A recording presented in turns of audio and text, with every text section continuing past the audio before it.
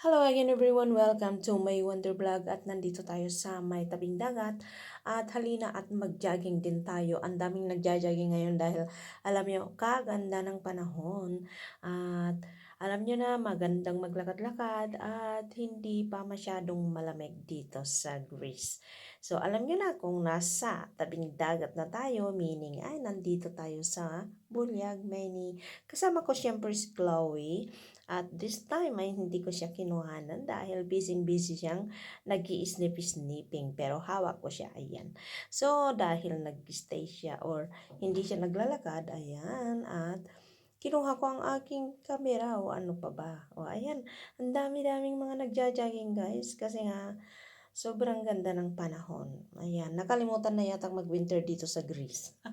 Charot. So, ayan. Mayroon ding nagsusumba-sumba doon. O, tingnan nyo guys. O, ayan. May mga 5 din o 6 na nagsusumba. Ayan.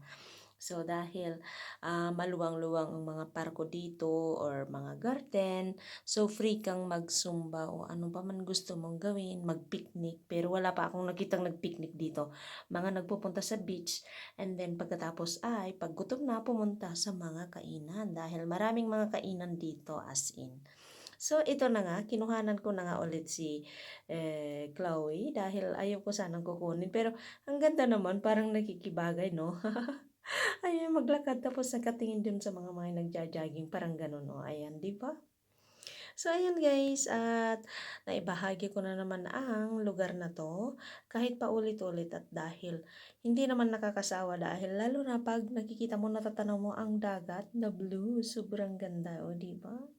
Ayan, so, at mga trees din, o, diba? So, thanks for watching everyone and see you again next time. Sana ay nasa mabuti kayong kalagayan lagi and stay safe as always. And don't forget to pray. So, ayan. So, wala nang masabi si Mary Ann at bahala na kayo kung sa panonood ninyo ay maraming salamat. So, ayan. Next time ay maglakad kami ulit ni Chloe sa as in tabing dagat. Kasi nandito lang kami sa may kabila at next time kaming pupunta dyan sa may dagat talaga, sa may tubig. Ayan. So, ayan. And may focus ngayong napakalaking yacht na yan. Parang cruise line na or I mean cruise ship. Talagang malaking yacht. Ayan. Kasi summer pa at marami pang mga dyan, nag-i-stay. Ayan. So, thanks for watching again. And see you again next time.